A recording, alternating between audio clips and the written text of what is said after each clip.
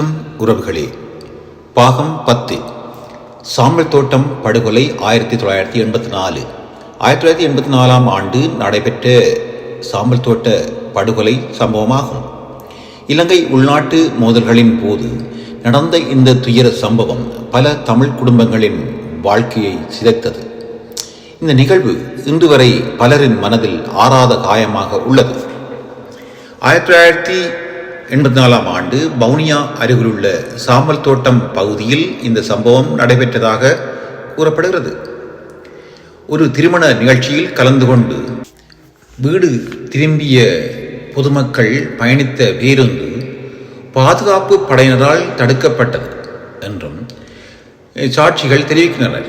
அந்த பேருந்தில் பெண்கள், குழந்தைகள், முதியவர்கள் மற்றும் இளையோர்கள் இருந்ததாக கூறப்படுகிறது. பின்னர் ஆண்கள் தனியாக பிரிக்கப்பட்டு சுட்டு கொல்லப்பட்டதாகவும் பலர் அங்கேயே உயிரிழந்ததாகவும் கூறப்படுகிறது. சில பதிவுகளின்படி 55 பேர் உயிரிழந்ததாக குறிப்பிடப்படுகிறது. பெண்கள் மற்றும் குழந்தைகள் பற்றிய முழுமையான தகவல்கள் தெளிவாக கிடைக்கவில்லை. இதுவே இந்த சம்பவத்தின் மிகுந்த வேதனையான பகுதி. இந்த சம்பவம் குறித்து முழுமையான அதிகாரபூர்வ ஆவணங்கள் மிகவும் குறைவாக உள்ளன. பல குடும்பங்கள் தங்கள் அன்புக்குரியவர்களை இழந்து நீதியை பெற முடியாமல் வாழ்ந்தனர். போரின் போது சாதாரண மக்கள் எவ்வாறு பாதிக்கப்படுகின்றார்கள் என்பதை இந்த சம்பவம் நினைவூட்டுகிறது.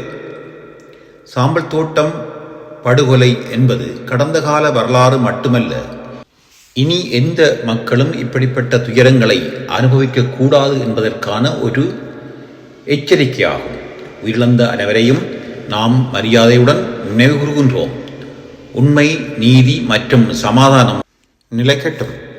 இந்த காணொளி உங்களுக்கு பிடித்திருந்தால் உங்கள் நண்பர்களுக்கும் பகிர்ந்து கொள்ளுங்கள். நன்றி.